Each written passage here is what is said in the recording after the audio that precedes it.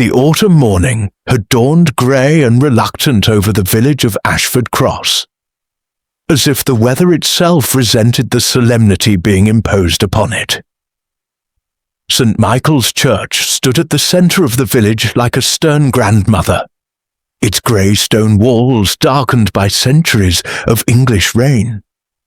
Today, those walls seemed to absorb the very sadness of the occasion, though whether genuinely or merely in sympathy with human expectation, no one could quite say. Miss Jane Marple sat in the third pew from the front, her small, neat form draped in black silk that had been pressed with meticulous care. Her hands, spotted with age but possessing a certain delicate precision, rested upon a small black handbag. Her eyes, a pale, intelligent blue, surveyed the gathering of mourners with the gentle interest of someone observing the intricate movements of insects in her garden.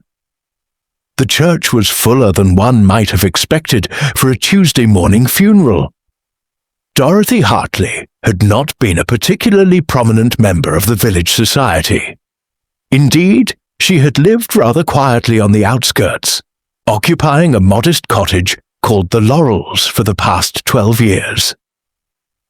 Yet here were perhaps 40 people, dressed in their funeral best, occupying the pews with varying degrees of genuine sorrow and social obligation. Dorothy Hartley's daughter, Claire, sat in the front pew with her husband, Gerald Ashford, no relation to the village itself, despite the coincidence. Claire's black veil was drawn, but Miss Marple could see the tightness around her eyes, the way her shoulders remained rigid. Gerald's hand rested on his wife's arm, with what might have been comfort or might have been restraint. Miss Marple had learned long ago that such gestures often contained multitudes of unspoken meaning. The vicar, Reverend Blackwood, commenced the service with the familiar phrases that had marked the passage of countless village souls into whatever lay beyond. The hymns were sung with that peculiar English mixture of reserve and genuine feeling that came from generations of expressing emotion through prescribed channels. Dorothy Hartley had been 73 years old. She had died, as the announcement in the parish news had stated, after a short illness. Miss Marple had known Dorothy Hartley only slightly. They had spoken at church functions, had exchanged observations about the weather and the state of the village, had performed all the small courtesies that exist between neighbours in a community as small and interconnected as Ashford Cross. Dorothy had been the sort of woman who wore her privacy like a good coat, protective but not ostentatious. She had taught piano to a handful of village children, attended church with regularity but not zealousness, and had maintained her cottage garden with the dedication of someone for whom growing things provided genuine solace. What made the funeral memorable, however, was what occurred at precisely 2:00 in the afternoon, as the mourners stood in the churchyard among the gravestones, and the vicar intoned the final committal. The commotion began small, a ripple of disturbance near the lich gate that most people did not initially notice.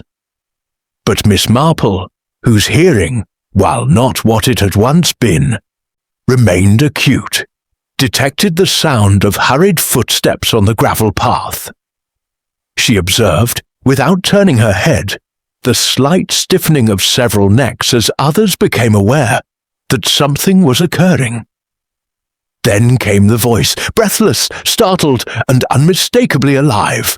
"I beg your pardon! I beg your pardon, everyone! Please, please, stop!" There was a moment of profound stillness. Reverend Blackwood's words faltered.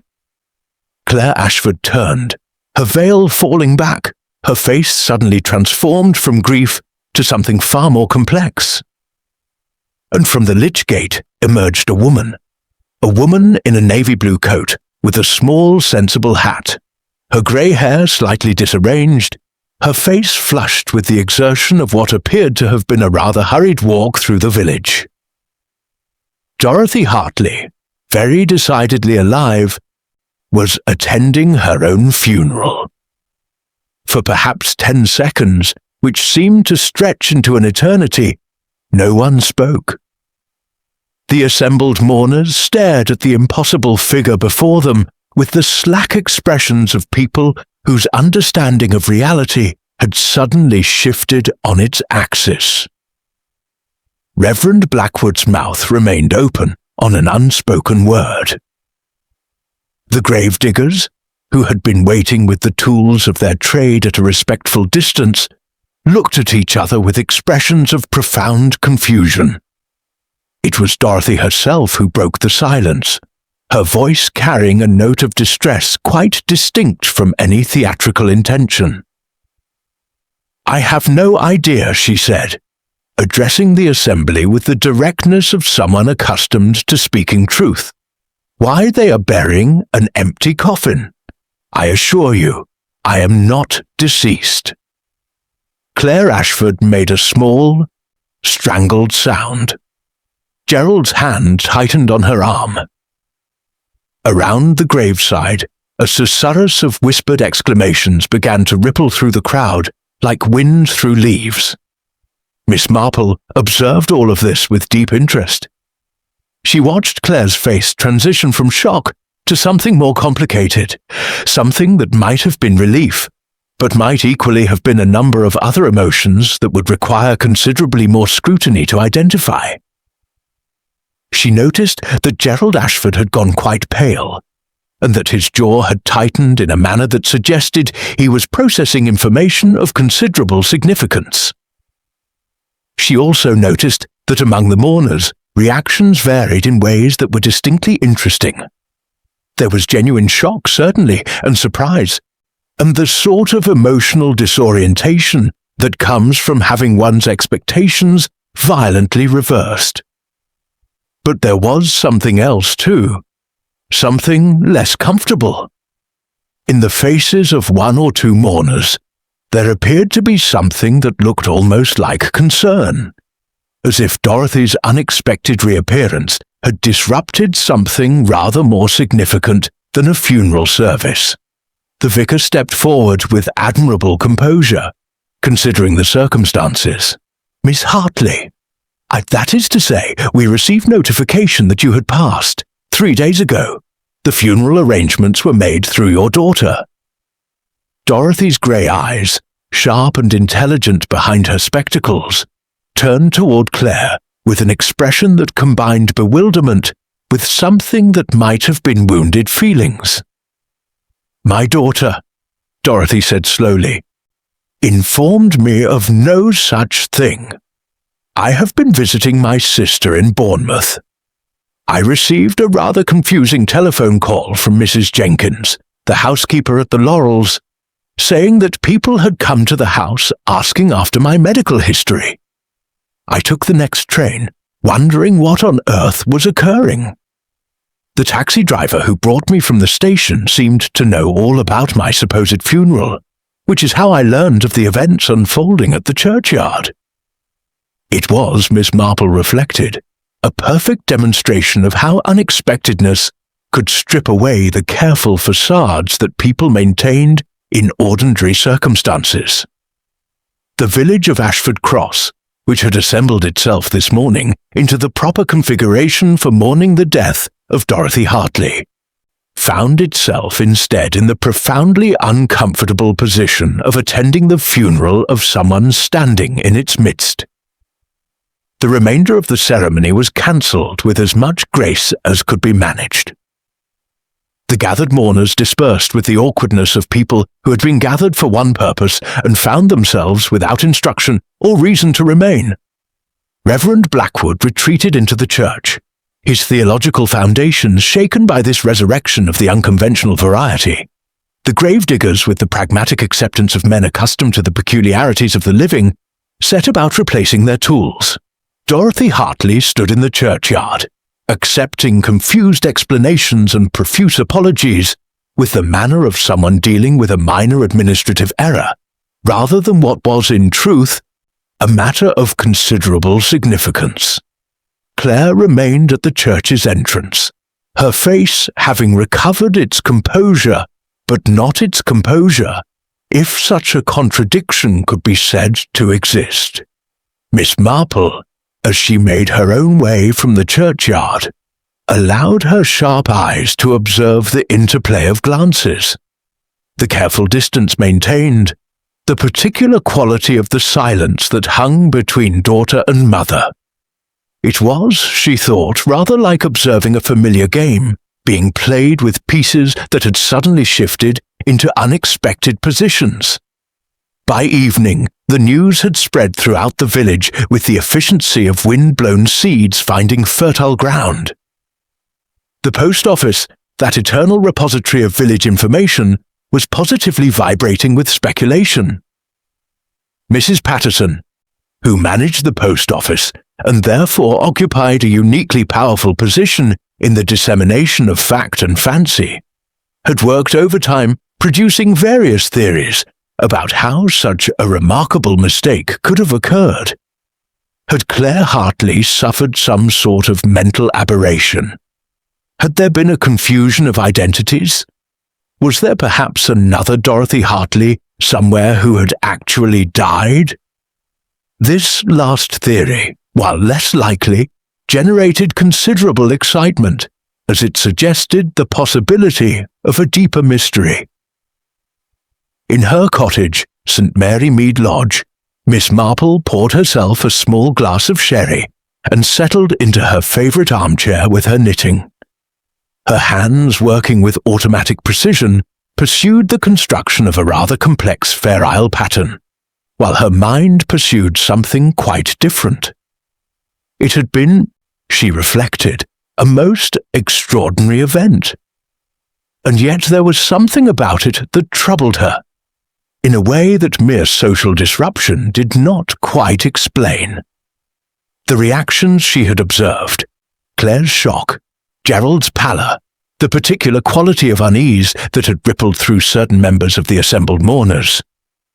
These suggested that something more significant had occurred than a simple administrative error. One did not, Miss Marple thought, arranging a funeral for one's mother unless one was quite certain that the funeral was necessary. And Claire Hartley had seemed quite certain, at least until the moment when the supposedly deceased had arrived to contradict that certainty. There were, Miss Marple reflected, threads here that seemed to merit further examination. And while she had no official capacity to investigate such matters, and no particular right to concern herself with the private affairs of the Hartley family, she had found over the years that a genuine interest in the patterns of human behavior often led one into the most unexpected places. She set down her knitting and retrieved her address book, a battered leather item filled with the accumulated contacts of decades of village life. She would invite Dorothy Hartley to tea. It seemed, on reflection, like precisely the sort of thing that a neighbourly person would do. An opportunity to welcome someone back to the village after a presumed bereavement. And if, in the course of such conversation, certain matters of interest were to be elucidated, well, that was simply the natural result of human interaction. Miss Marple smiled slightly to herself, unfolded her knitting again, and returned to the contemplation of Fair Isle patterns and the more intricate patterns of human motivation. The village of Ashford Cross, numbering perhaps 1,200 souls at its peak, had not had such an entertaining scandal in more than a decade. The funeral that wasn't had by evening assumed the proportions of genuine drama, and by the following morning had developed any number of embellishments that bore increasingly tenuous relationship to the actual events. The post office became the unofficial headquarters for speculation. Mrs. Patterson, a woman whose relationship with truth was cordial if occasionally creative, presided over a steady stream of visitors with the air of a conductor orchestrating a complex symphony. "I heard," Mrs. Hastings announced, pausing in the process of purchasing airmail stamps, "that Claire Hartley wasn't even at the funeral. That she sent her husband to arrange everything because she couldn't bear to face the reality of her mother's death." This was demonstrably false, as at least 20 people had seen Claire standing in the front pew. However, Mrs. Patterson found the assertion interesting enough to merit consideration. "Curious," she mused, "though I understood she was there. But you raise a point about her state of mind. That's where I think the real mystery lies." This casual suggestion that there was indeed a mystery, rather than merely an embarrassing mix-up, seemed to energize the gathered witnesses to past events and imaginative speculations about future ones. By afternoon, it had been established with the certainty of village consensus that Claire Hartley had attempted to murder her mother, been thwarted by some providential circumstance, and was therefore guilty of attempted matricide. The fact that no one had actually accused her of this, and that the explanation that Dorothy had simply been away visiting her sister was far more straightforward, seemed irrelevant to the momentum of the narrative that was constructing itself. At the Laurels, the modest cottage where Dorothy Hartley had lived for the past 12 years, a rather different sort of conversation was occurring. Dorothy sat in her small sitting room, still wearing the navy coat in which she had arrived, as if unable quite to commit to the certainty that she was truly home. Claire stood by the window, her fingers restless with the adjustment of curtains that required no adjustment. Gerald occupied an armchair with the air of a man who had been assigned a place at a domestic scene he did not fully comprehend. "When did you last ring the house?" Dorothy asked, her voice carefully neutral. "From Bournemouth." "Sunday," Claire replied. "I spoke to Mrs. Jenkins. She said everything was fine." "And you made the funeral arrangements when?" "Monday morning. Dr. Hartwell called me, the GP. He said there had been some complication from the pneumonia. I thought you had taken a turn for the worse. He said you had asked for me to be contacted, though you were quite distressed, and the details were somewhat unclear, but that you were very ill and likely to—" Claire's voice trailed away. She did not look at her mother. Dorothy's expression, which might have been anger, or might have been grief, or might have been something considerably more complex, remained composed. "Dr. Hartwell called you to say that I was dying?" "Yes. He said he would ring back with further news, but that arrangements should perhaps be made just in case." "And he has not rung back?" "No. I sent Gerald to the village to confirm the arrangements with the undertaker, and I was going to ring the doctor first thing this morning, but then, well, you are at the church, so I never got around to it." The peculiarity of this narrative struck Dorothy with something approaching force. "I have not," she said slowly, "spoken to Dr. Hartwell for 3 weeks. I was not ill. I had pneumonia in September, which cleared up entirely. I was in perfectly good health when I left for Bournemouth on Saturday." There was a silence. Gerald shifted slightly in his chair, an expression of profound discomfort crossing his features. "Perhaps," he offered carefully, "there has been some confusion with another patient. Dr. Hartwell is quite elderly, you know. It's possible he made a mistake with the files." This was possible. Dr. Hartwell was indeed elderly, and had been threatening retirement for the past 5 years while continuing, with the stubbornness of the medically qualified, to maintain his practice. However, it seemed like a rather remarkable mistake to make, confusing one's patients to the extent of pronouncing one dead when they were merely away from home. "I shall speak with him," Dorothy said, "and with Mrs. Jenkins about what occurred. It's quite extraordinary." "Someone came to the house?" "A man came," Claire said, "Tuesday morning. Mrs. Jenkins said he identified himself as being from a solicitor's office in town, requesting access to your medical records. She told him he would need to speak to you, but he was quite insistent, saying that he had been instructed to gather them urgently. When she refused, he asked her directly if you were at home, and when she said you were away, he seemed to become very interested in that fact. She thought it was rather odd, so she rang me." Dorothy absorbed this information with the deliberation of someone processing a narrative that did not quite cohere. "A solicitor? What would a solicitor want with my medical records?" No one had an answer to this. The silence that followed was deeper and more uncomfortable than any that had preceded it. That evening, Dr. Hartwell's surprise at being questioned about his pronouncement of Dorothy Hartley's death was only marginally less profound than Dorothy's surprise at being declared deceased in the first place. He maintained, with the firm conviction of the elderly medical professional, that he had made no such call and could not imagine why anyone would have done so in his name.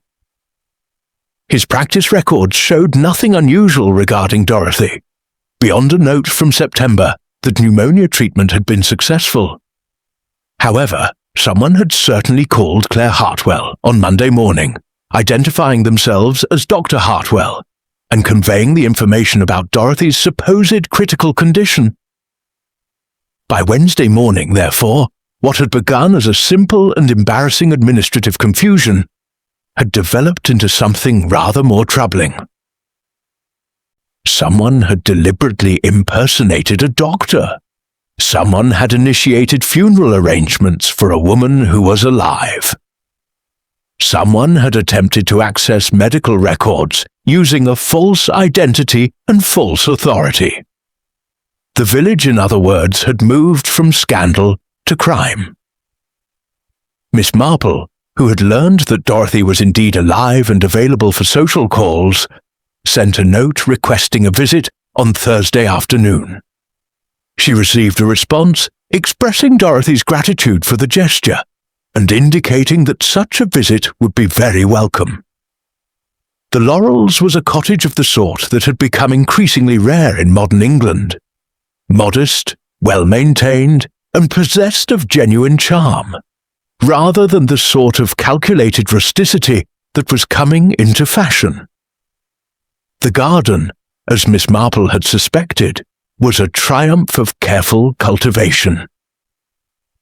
The roses had been particularly well tended, and the late autumn flowers were arranged in a way that spoke of genuine botanical knowledge, rather than mere gardening sentiment. Dorothy herself, when she opened the door, appeared to have recovered somewhat from the shock of her unexpected reanimation. She wore a grey dress of good quality but simple design, and her manner was warm without being effusive. "Miss Marple, how very kind! I confess I have been in a state of some confusion since Tuesday. Please, come in." The interior of the cottage reflected the same careful attention to detail that the garden suggested. The sitting room was small but comfortable, with books on the shelves that indicated serious reading rather than merely decorative volumes. A piano occupied one corner, the piano, Miss Marple understood, upon which Dorothy had taught her music lessons to village children. Dorothy poured tea with the practiced competence of someone accustomed to hospitality, and they settled into the pleasant ritual of afternoon conversation. Miss Marple, who had developed over decades a genuine skill at the art of listening, allowed Dorothy to establish the tone and direction of their talk. What emerged over the course of the hour was a picture of a woman whose life had been constructed with rather more complexity than the village surface suggested. Dorothy had been married once to a man named Richard Hartley, who had died 23 years ago. He had worked in finance and had been apparently something of a difficult man, not cruel, Dorothy suggested, but absorbed in his work and emotionally distant. The marriage had produced Claire, who had married Gerald Ashford, a banker like her father 15 years ago. Dorothy had lived quietly, supporting herself through piano lessons and a modest pension from her late husband's insurance. She had close relations, her sister in Bournemouth and a brother in Scotland. What was particularly interesting to Miss Marple was what Dorothy did not say. She did not speculate about who had made the false doctor's call, or why anyone would want to declare her dead, or what purpose the access to medical records might have served. When Miss Marple gently raised these topics, Dorothy deflected them with practiced ease, returning to safer subjects. It was, Miss Marple reflected, the behavior of someone who had her own suspicions about these matters, but had decided, for whatever reason, not to share them. As she prepared to leave, Miss Marple made a particular observation. "You must have been quite distressed," she said carefully, "when you learned what had occurred. The suggestion that someone would impersonate a doctor is particularly troubling. One wonders what their purpose could have been." Dorothy was quiet for a moment. She stood at the window, looking out at her garden, and when she spoke, her voice was careful. "I think," she said, "that sometimes people attempt things that they believe to be necessary, Miss Marple. And sometimes those attempts go rather wrong. I do not, however, intend to pursue the matter further. I am alive, which is rather the main point, is it not?" It was not, Miss Marple thought, the main point at all, but she accepted Dorothy's reticence with the grace of long experience. In the days that followed, the village divided itself into camps of interpretation. One camp held that it had all been an elaborate misunderstanding, a comedy of errors generated by coincidence and miscommunication. Another camp, led primarily by Mrs. Patterson and her coterie of enthusiasts, maintained that there was clearly something sinister afoot, though their theories about the nature of the sinister something varied considerably. Had Claire attempted to kill her mother and claim her inheritance? The village didn't know Dorothy's financial situation, which meant they were free to speculate wildly about it. Had there been some insurance scheme? Had Gerald been involved? Was there another woman or man in the picture whose motivations might be darker still? What was certain was that Dorothy Hartley, who had been a quiet and relatively unnoticed fixture of village life for 12 years, had become the center of a narrative of extraordinary complexity. And while Dorothy herself seemed determined to return to her quiet existence, the village was not inclined to allow her that escape. Miss Marple observed all of this with the patience of someone who understood that truth, once disturbed in a small community, did not settle quietly. Events might unfold in their own time, but they would unfold. And in the process, certain things would become clear that would otherwise have remained hidden. She had, in her visit to the Laurels, noticed several things that had escaped the notice of less careful observers. A recent letter from a solicitor, incompletely hidden beneath a cushion. Fresh marks on the garden path, as if someone had been carefully measuring distances. And most significantly, the way Dorothy's hands trembled slightly when certain topics approached. Tremors she attempted to disguise by folding them in her lap. Dorothy Hartley, Miss Marple was now certain, was afraid. And the fear was not of the malice of others, but of something more complex, something that involved knowledge and complicity, and the terrible burden of secrets that would not stay buried. The question was simply, afraid of what? Miss Marple's approach to investigation, if such a grand term could be applied to what was largely a process of paying close attention to the ordinary, had been refined over decades of village life. She did not, as a rule, conduct formal inquiries or ask pointed questions. Instead, she allowed information to come to her through the natural channels of village communication, which operated with greater efficiency than any official police force could manage. Therefore, she made it her business to have tea with Mrs. Jenkins, the long-suffering housekeeper at the Laurels, who had been in Dorothy Hartley's employ for 8 years. Mrs. Jenkins was a woman of the sort that villages produced with reliable regularity, capable, practical, and possessed of the sort of intimate knowledge of household affairs that could prove invaluable to anyone willing to listen. She received Miss Marple's invitation to tea with the quiet pleasure of someone whose work was often invisible and whose opinions were rarely solicited.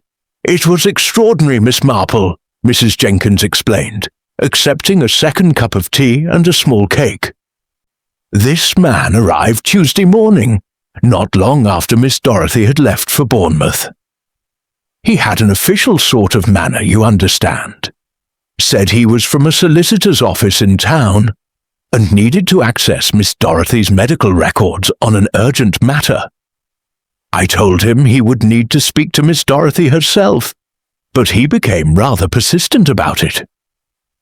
"Did he give a name?" Miss Marple inquired. "He did, though I confess I didn't quite catch it. Something like Pemberton? Pemberley? He had a card, though it seemed to me that if he was from a proper solicitor's office, the card should have been more official-looking. It was rather plain, as I recall, just a name and a telephone number, very minimal. And you did not give him access to the records?" "Certainly not. I'm not fool enough for that, Miss Marple. But I did tell him that Miss Dorothy was away, and he seemed to take considerable interest in that information. He asked where she had gone, when she would return, whether she lived alone, whether there was anyone else who might be able to authorize access. When I told him I had a daughter, and that I'd best ring her about this suspicious character, he left quite promptly." Miss Marple considered this. "And the telephone call from Dr. Hartwell to Miss Clare, had that occurred before or after this visit from the so-called solicitor?" "After, I believe. It was Monday afternoon that Dr. Hartwell called, and the man came Tuesday morning. And it was very soon after this call that Miss Clare arranged the funeral. That very day, from what I understand. The undertaker came Wednesday morning to collect what we all thought was Miss Dorothy." This sequence of events, Miss Marple reflected, suggested something rather more deliberate than random coincidence. Someone had learned that Dorothy was away. Someone had then attempted to gain access to her medical records, and someone, possibly the same person, possibly someone else, had impersonated a doctor to convince Claire that her mother was dying. The impersonation of the doctor suggested a particular sort of desperation or cunning. One would need to be familiar with Dr. Hartwell's practice to know enough details to be convincing, and one would need to understand something of medicine, or at least to know what sorts of complications from pneumonia might plausibly be fatal. The access to medical records suggested something else entirely. A search for information. What information? And for what purpose? "Mrs. Jenkins," Miss Marple said carefully, "has Miss Dorothy ever mentioned to you any matters of legal concern, disputes with anyone, or worries about her financial situation?" Mrs. Jenkins considered this question with the seriousness it deserved. She's never been one for confidences, Miss Marple. Very private, Miss Dorothy. But I have noticed, over the past few months, that she's been receiving rather more post than usual. Letters with official-looking envelopes. And I've heard her on the telephone, late in the evening, speaking to someone in rather urgent tones. Though she always stopped the moment she realized I might be listening. Interesting, Miss Marple murmured. And her relationship with her daughter, is it a warm one? Mrs. Jenkins set down her cup with a delicate clink. That, she said, would be a matter of interpretation, I think. Miss Dorothy loves her daughter, certainly, but there is something complicated between them. Miss Clare visits regularly, but there always seems to be a tension there. And since the funeral business, it's been worse. Miss Clare came round the day after Miss Dorothy returned, and the two of them had quite a row, though they kept their voices low. I couldn't hear the exact words, but I heard Miss Dorothy say something about not understanding, and Miss Clare saying something about, how could you? And then Miss Clare left, in quite a state. How remarkable, Miss Marple observed. One would have thought that Clare would be relieved and delighted that her mother was alive. Yes, one would think that, wouldn't one? Mrs. Jenkins agreed. But people are often not as straightforward as one might hope. After Mrs. Jenkins had departed, Miss Marple sat for some time in her sitting room, her knitting neglected in her lap. The pieces were beginning to form a pattern, though the pattern itself remained obscure. It seemed that Dorothy had been in the midst of some sort of legal or financial matter. It seemed that someone had wanted to gain access to her medical records, which suggested they might have been concerned with her health or her financial capacity or both. It seemed that someone had attempted to create the impression that she was dying, with the result that she would be declared deceased, which might have had implications for her will, her property, or her financial accounts. And it seemed that Clare, Dorothy's own daughter, was not entirely surprised or relieved by her mother's resurrection. Miss Marple decided that she required more information about Dorothy's recent legal matters. And while she could not ask directly, she could certainly arrange to encounter certain people who might have information. The Ashford Cross solicitor, Mr. Hamilton, occupied a small office above the chemist's shop. He was a man in his 60s, pleasant enough, but rather reserved. Miss Marple had known him for many years, and he had handled the legal matters related to the cottage she had inherited. Miss Marple, he greeted her when she called in on Friday afternoon. What a pleasure! I don't believe we have had any pressing legal matters of late. Nothing of moment, Miss Marple assured him, though I confess I was curious about something. I understand there was some man claiming to be from a solicitor's office who was asking about Miss Dorothy Hartley's medical records. Mr. Hamilton's expression shifted slightly. Yes, that curious business, though I should tell you that it was not from our office, nor any solicitor's office that I am aware of. Rather a concerning matter, actually. Was Miss Dorothy a client of yours? Miss Marple inquired. There was a pause. I'm afraid, Mr. Hamilton said carefully, that any information regarding my client's affairs is privileged, Miss Marple. You understand the professional constraints involved. Of course, Miss Marple said, though I confess that I am concerned about Miss Dorothy. She seems to be in some state of distress, and I wondered if perhaps there was some legal difficulty that she was facing. One likes to help if one can. You understand? Mr. Hamilton removed his spectacles and cleaned them with a handkerchief. a gesture that suggested he was considering how much propriety would allow him to reveal. "I can tell you," he said slowly, "that Miss Dorothy did come to see me some months ago regarding a matter of some delicacy.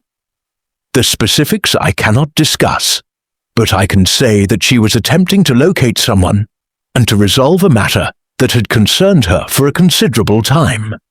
She was not, however, in any financial difficulty, and her will is perfectly in order." "I see," Miss Marple said. "That is reassuring, though it does raise the question of why someone would attempt to access her medical records."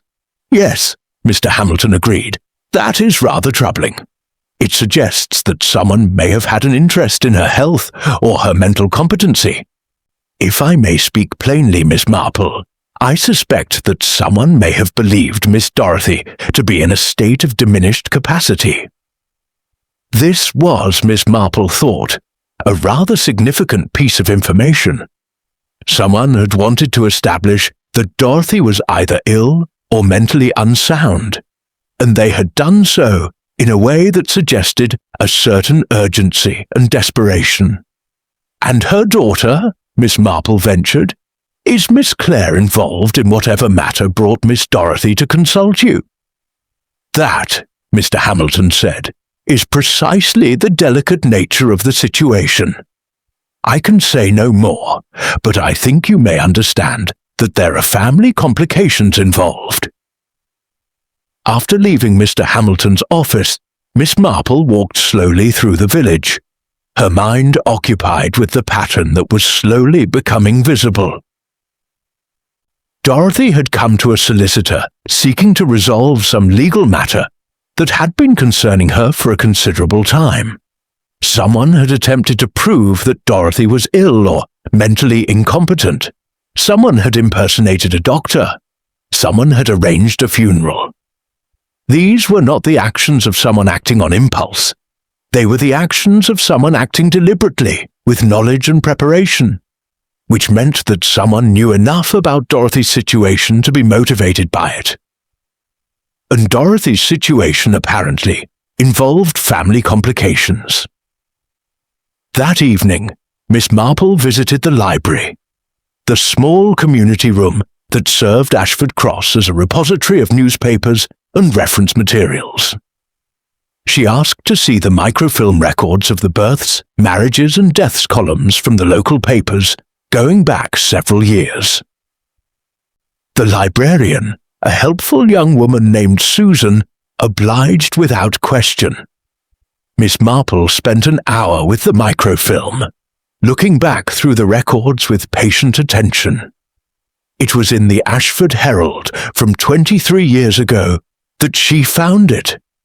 A brief notice of the death of Richard Hartley, Dorothy's husband. But more interestingly, it was in the same edition, in the births column, that she found what she had been searching for. A daughter born to Gerald and Catherine Ashford, to be named Margaret. The notice was dated 2 months after Richard Hartley's death. Miss Marple sat back from the microfilm reader and allowed herself a small smile of the sort that would have been completely invisible to any observer. The pattern suddenly became considerably clearer. Gerald Ashford had been married before his marriage to Clare, and his first wife had given birth to a daughter, which meant that Clare was not, as Miss Marple had previously understood, an only child. Clare had a half-sibling. This was the sort of complication that often gave rise to complicated legal matters, and it was the sort of complication that, if revealed, might substantially alter the disposition of a will or the division of an estate. Miss Marple made a note of the details and thanked Susan for her assistance. As she walked home through the darkness of the autumn evening, she found herself wondering what had brought this old complication back to the surface of Dorothy Hartley's life after so many years of apparent dormancy. And more pressingly, she wondered what someone was willing to do to keep it buried. The police arrived in Ashford Cross on Saturday morning with the sort of matter-of-fact professionalism that suggested they had seen rather stranger things than false death notices and impersonated doctors. Detective Inspector Knowles, a man in his late 40s with the kind of tired competence that comes from years dealing with human nature at its most awkward, set up a temporary office at the village hall. He interviewed Claire and Gerald first, with their solicitor present, which, in Miss Marple's view, was precisely the sort of precaution that innocent people often took when they had something concerning to hide, though she was careful not to voice this observation aloud. The interview took place in the village hall, with the full attention of anyone who happened to pass by the windows. Ashford Cross, it seemed, was determined to observe every detail of the police investigation. Inspector Knowles was not initially particularly suspicious of Claire. The facts as presented seemed relatively straightforward. A woman had gone to visit her sister. A doctor had called with news of her mother's critical illness. Arrangements had been made.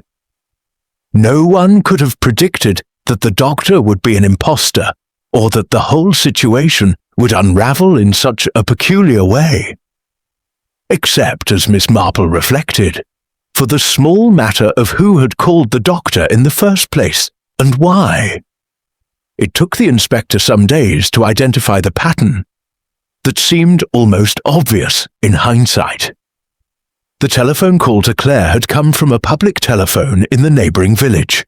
There was no record of who had made it. The supposed identification from the solicitor had been false, and the telephone number on the card was a burner phone that had been purchased with cash and subsequently discarded. The man who had visited the Laurels had left no trace beyond Mrs. Jenkins's vague recollection of his appearance. In other words, someone had been very careful to cover their tracks. This carefulness itself suggested something. It suggested preparation, forethought, and a detailed understanding of what one was doing. Inspector Knowles, after a week of investigation that seemed to go very little distance, became increasingly convinced that the person responsible was likely someone within the family circle. Someone who knew enough about Dorothy and Claire to manufacture convincing deceptions. Someone who had a reason for wanting Dorothy dead. The question was who and why. "I had nothing to do with this foolishness," Gerald Ashford declared loudly, when Inspector Knowles delicately began to ask about his financial situation. "I am a banker, Inspector. I have a respectable position, a comfortable home, and absolutely no reason to be involved in whatever this is." This was objectively true. Gerald's finances were entirely in order. He had no debts, no secret accounts, no unusual transactions. He had been at work during both the time of the impersonator's visit and the time of the false doctor's call. Claire, on the other hand, presented a rather more complicated picture. She had inherited some property from her own grandmother. She stood to inherit Dorothy's estate, which, while not enormous, was not insignificant. She had been absent from work on the day of the false call, claiming a migraine. She had been the one to arrange the funeral with remarkable speed. People make arrangements when they believe their parent is dying, Inspector Knowles pointed out to Miss Marple, whom he found sitting in the parish office one afternoon, and with whom he began, somewhat unprofessionally, to discuss the case. "It doesn't make them murderers."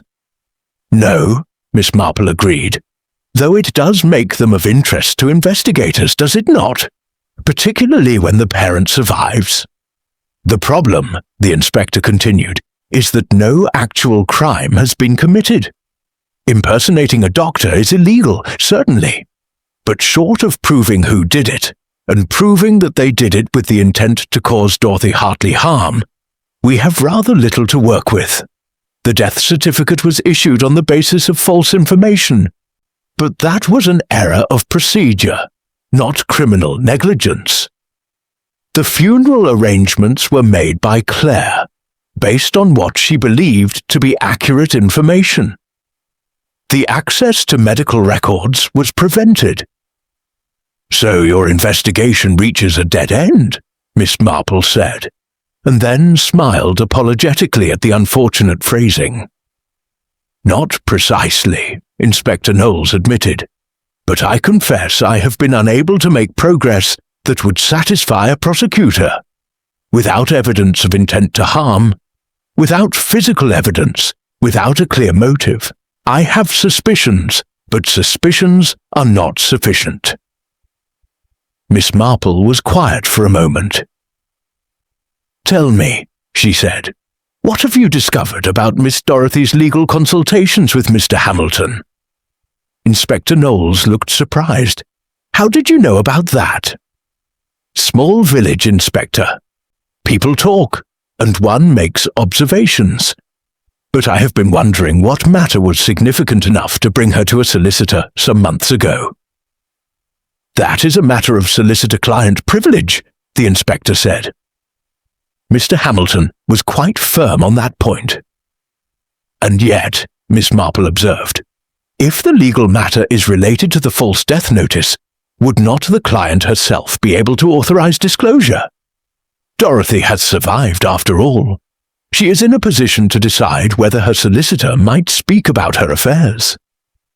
This was technically true, and Inspector Knowles, recognizing the wisdom in this observation, arranged to speak with Dorothy herself, armed with a properly authoritative request for information about the matter she had taken to a solicitor.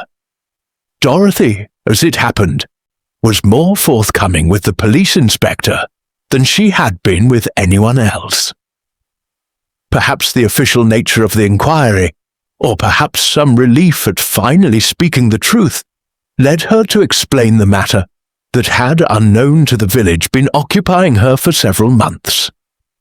24 years ago, Dorothy had given birth to a daughter, not to Claire, but to a daughter born of a brief relationship outside of marriage.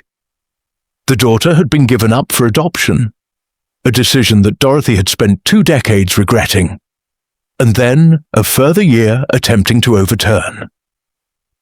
Through a private investigator and a solicitor's assistance, Dorothy had located her daughter. The girl, now a woman of 24, was willing to meet her. The legal matters that had brought Dorothy to Mr. Hamilton had involved establishing her identity and her right to a relationship with the daughter she had given up nearly a quarter-century before. Gerald Ashford, Dorothy explained with a certain heavy sadness, was the father. He had not known about the pregnancy or the subsequent adoption. Dorothy's marriage to Richard Hartley had taken place shortly afterward, and the child, a daughter named Margaret, had been adopted by a couple in London and raised without knowledge of her biological parents. It was this information, Dorothy said, that someone seemed determined to keep from becoming public knowledge. Inspector Knowles absorbed this information with the professional expression of someone who had suspected that there was more to the story than what appeared on the surface. "Does your daughter, Margaret, know?" he asked. "She does now," Dorothy said. "I visited her when I was supposedly in Bournemouth. I stayed with my sister, but I also went to London to meet with her. She is a remarkable young woman. She wants nothing from us except acknowledgement. But her adoptive father is dying, and she is seeking to understand her background before he passes." "And you believe that someone wished to prevent this from becoming known?" "I'm quite certain of it," Dorothy said, "and I believe I know who." She explained then a detail that had been troubling her since the moment of her resurrection. Claire's marriage to Gerald had been increasingly strained in recent months. Dorothy had noticed tension between them, and had suspected, though she had never been told directly, that Gerald and Claire were contemplating separation or divorce. If such a separation occurred, Gerald's daughter Margaret might have a claim to part of his estate. If, furthermore, the existence of Margaret became known, it would become public knowledge that Gerald had fathered a child outside of marriage, information that would certainly affect his social standing and potentially his position at the bank where he worked. Someone had wanted to prevent Margaret's existence from becoming public.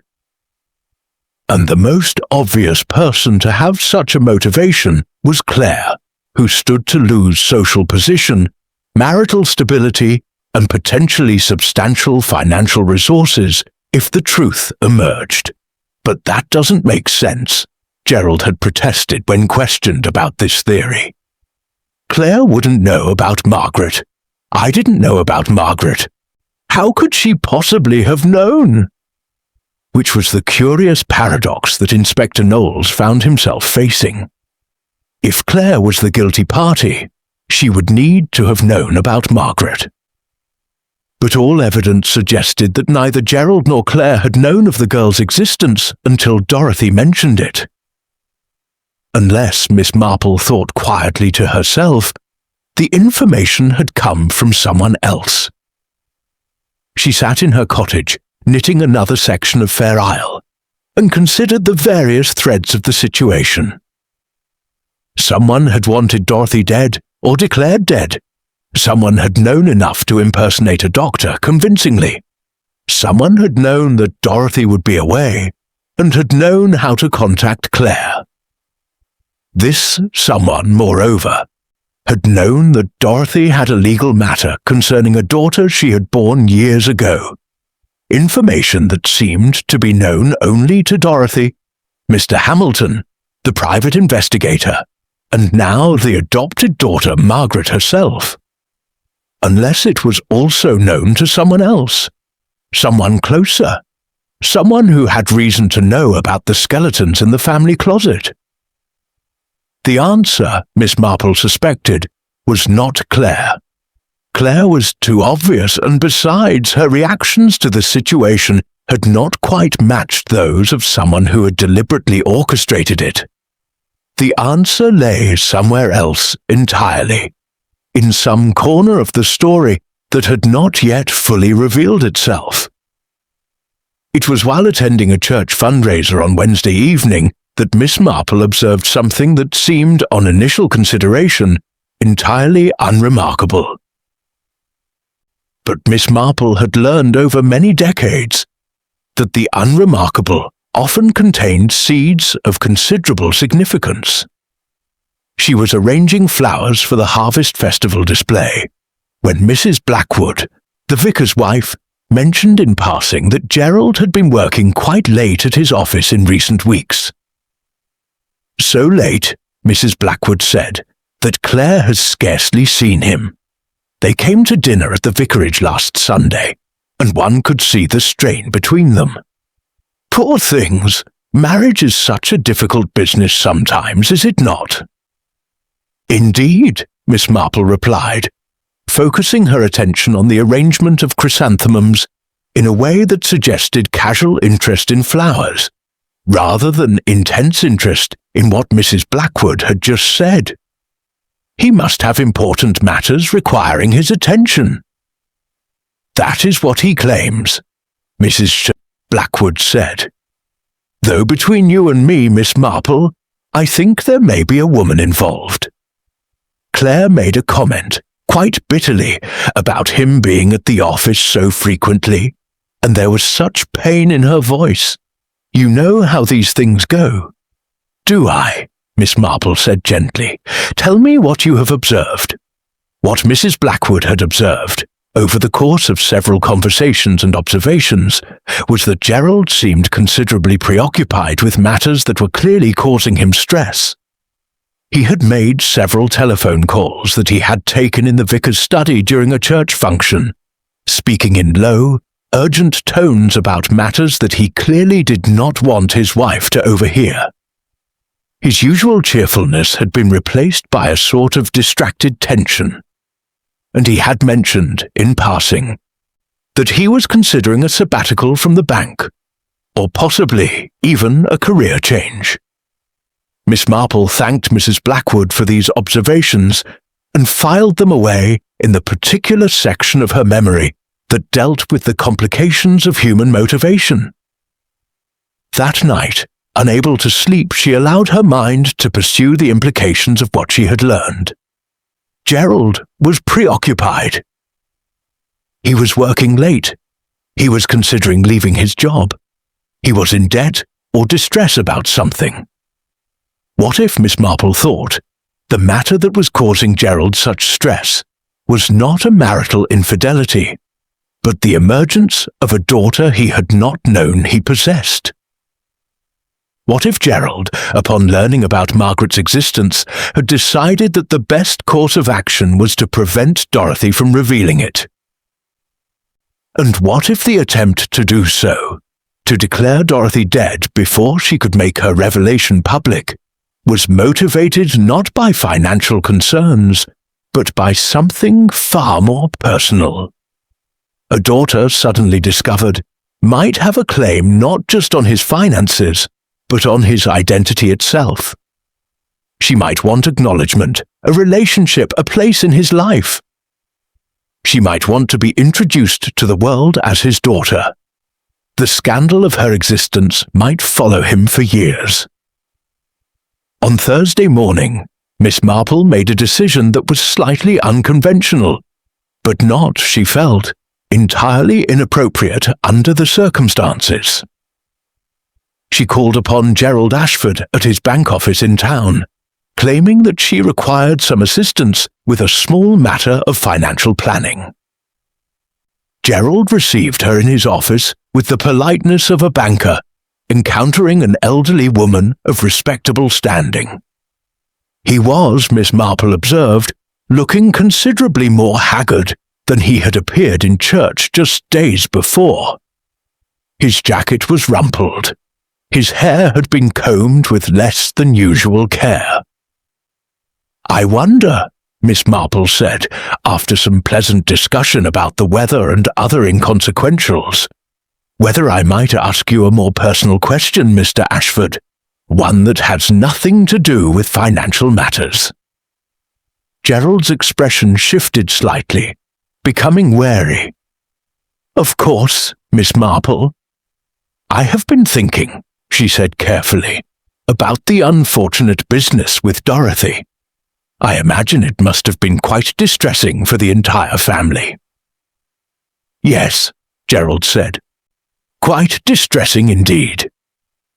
"And I wonder," Miss Marple continued, "whether there might have been additional distresses connected to the situation, beyond the obvious shock of a false death notice." There was a silence. Gerald's hands, which had been resting on his desk, clenched slightly. "I'm afraid I don't quite understand," he said. "Don't you?" Miss Marple asked, with her characteristic gentleness. "I suspect you understand perfectly well. I suspect that Dorothy had come to speak with you about a matter of some delicacy. A daughter, I believe, that you did not previously know you possessed." Gerald's face went quite pale. "Miss Marple, I don't think this is an appropriate—" "Please," Miss Marple interrupted. "I am not here to judge or to speak unkindly.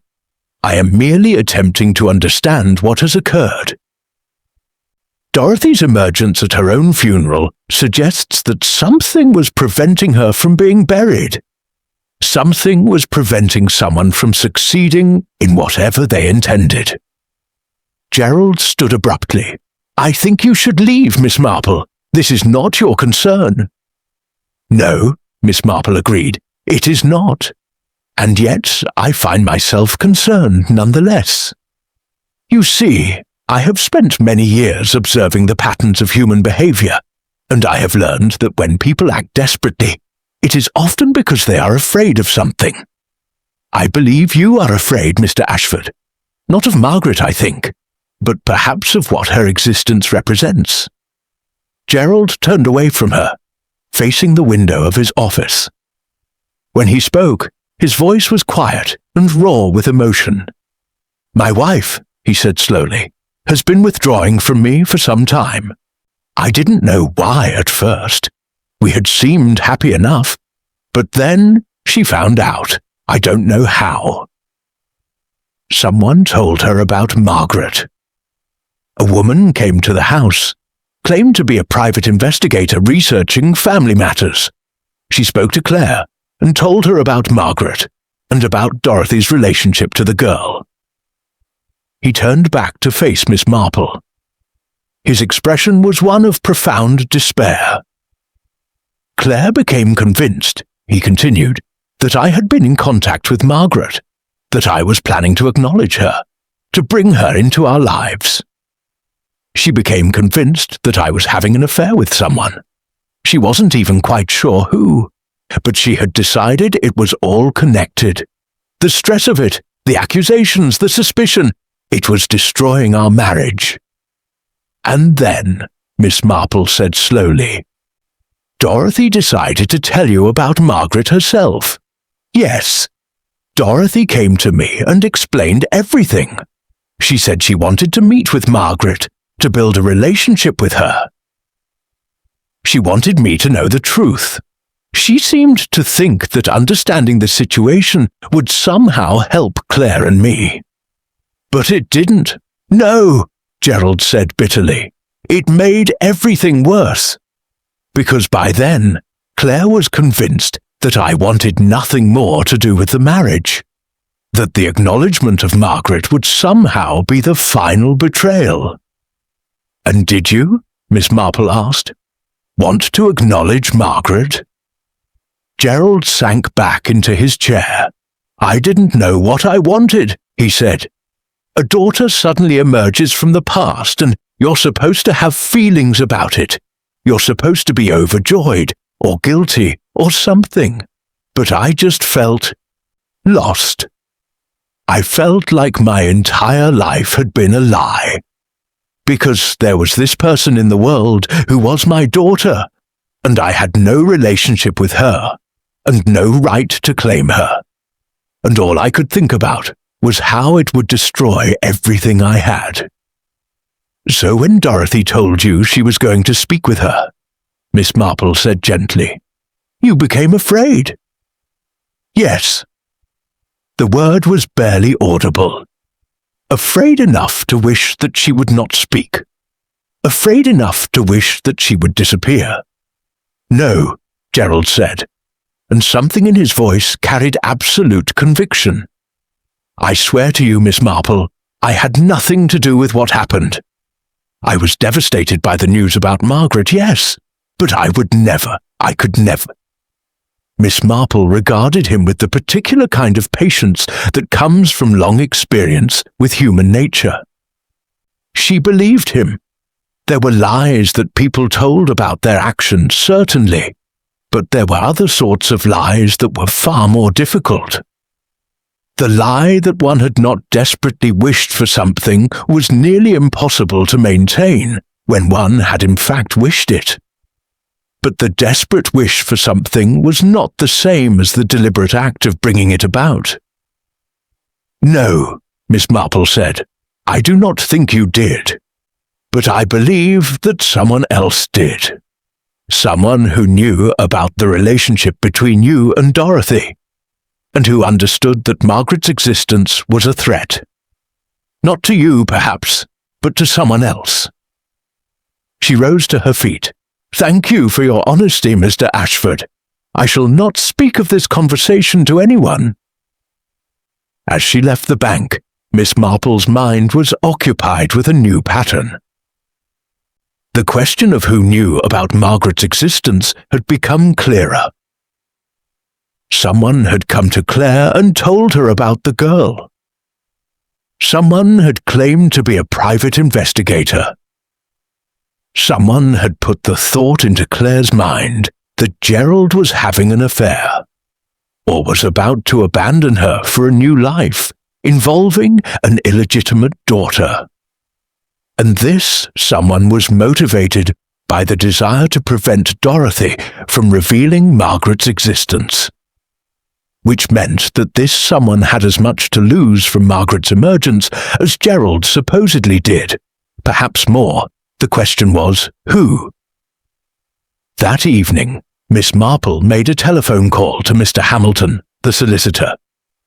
She asked on the pretext of a minor legal matter what the private investigator's name had been, the one who had located Margaret for Dorothy.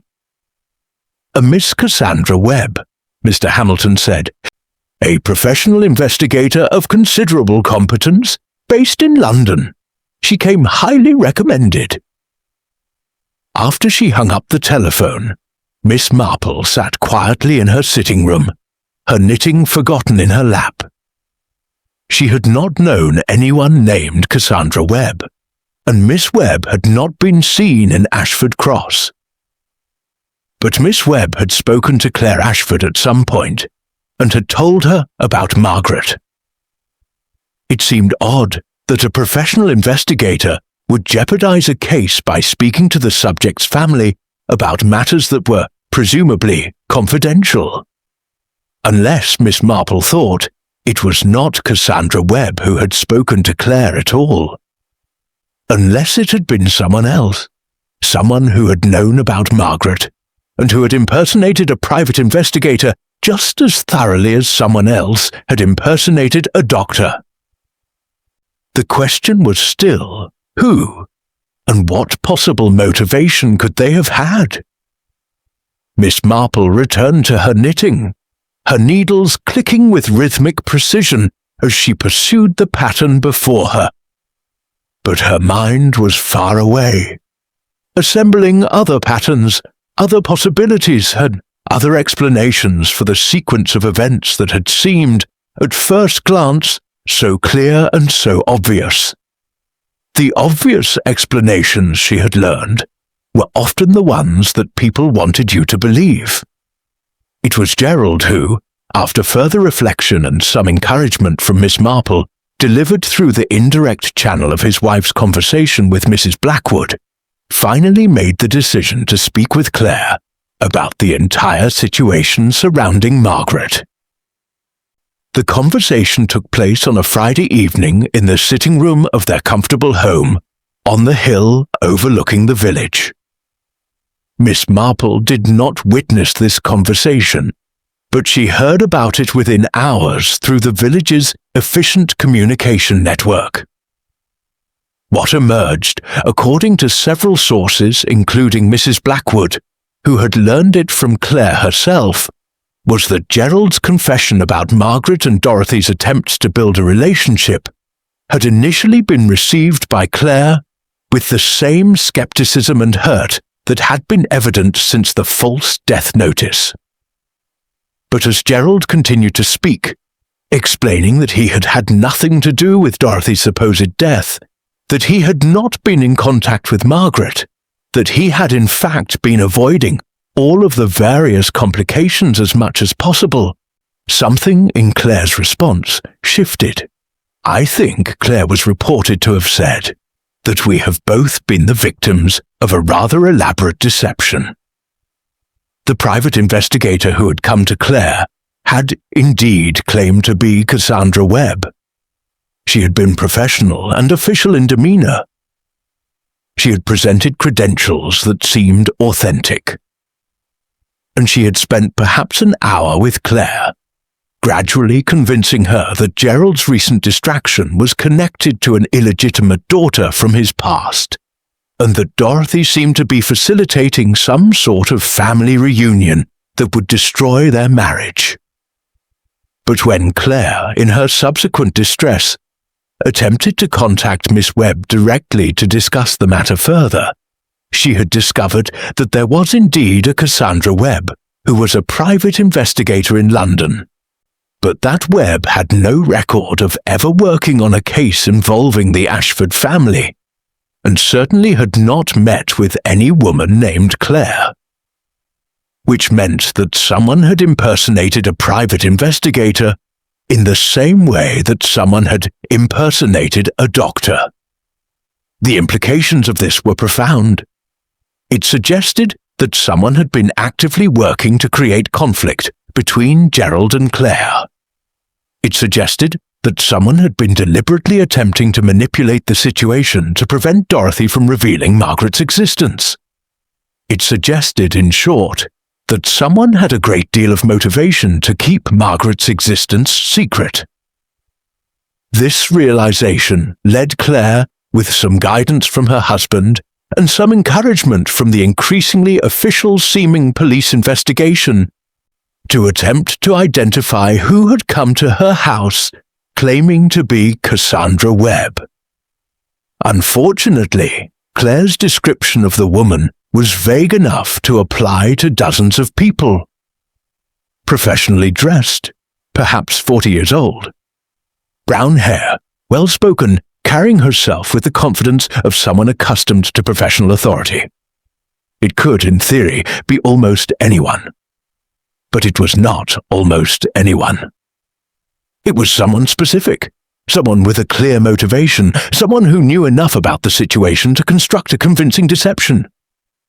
The breakthrough came from an unexpected direction. Margaret herself, the adoptive daughter who had been the unwitting catalyst for all of these events, had been staying with her adoptive family in London while her father's health declined. But she had also met with Dorothy, and had become genuinely interested in understanding her biological family. Through her own inquiries, Margaret had discovered that someone had made several telephone calls from an address in London to various people in Ashford Cross around the time that the deceptions were occurring. Calls that were made from a telephone associated with an office just 3 streets away from the solicitor's office, where Margaret's adoptive father had worked. An office that belonged to a property management firm, a firm that dealt with the rental and maintenance of various residential properties throughout the south of England. A firm managed by someone who had recently returned to England after spending several years abroad. Someone who had reason to know about family complications. Someone who had much to lose if certain secrets became public. When Inspector Knowles received this information, he made the connection that Miss Marple had, in fact, already made, though she had not yet had the opportunity to articulate it fully. The property management firm was owned by a man named Richard Carmichael. Richard Carmichael was, by virtue of a will that had been made shortly before Richard Hartley's death some 23 years ago, entitled to a portion of the estate that Richard Hartley had left. The estate that Dorothy had inherited. The estate that Dorothy's will designated would pass to Claire upon her death. Or at least it would have designated that before Dorothy had become aware of Margaret's existence, and had begun to revise her understanding of her obligations and her relationships. Richard Carmichael had been Richard Hartley's younger brother. This revelation, when it emerged from Inspector Knowles's investigation, came as a considerable surprise to most of the village, which had somehow managed to know almost everything about Dorothy's life, except for the existence of a brother-in-law who had been living abroad. Richard Carmichael, the investigation revealed, had been managing his investments through the property firm, and had been expecting to inherit a portion of his brother's estate upon Dorothy's eventual death. He had been living comfortably but not lavishly on his income, and the prospect of additional inheritance had been something upon which he seemed to have relied. However, the existence of Margaret created a complication. If Dorothy acknowledged Margaret and revised her will to make provisions for her long-lost daughter, the amount available to Richard Carmichael's inheritance would be reduced. More significantly, if the existence of Margaret became public knowledge, It would raise awkward questions about why Dorothy had not previously revealed the girl's existence, and whether there might be other complications or debts that had not yet come to light. In the world of finance and property management, such questions could be ruinous.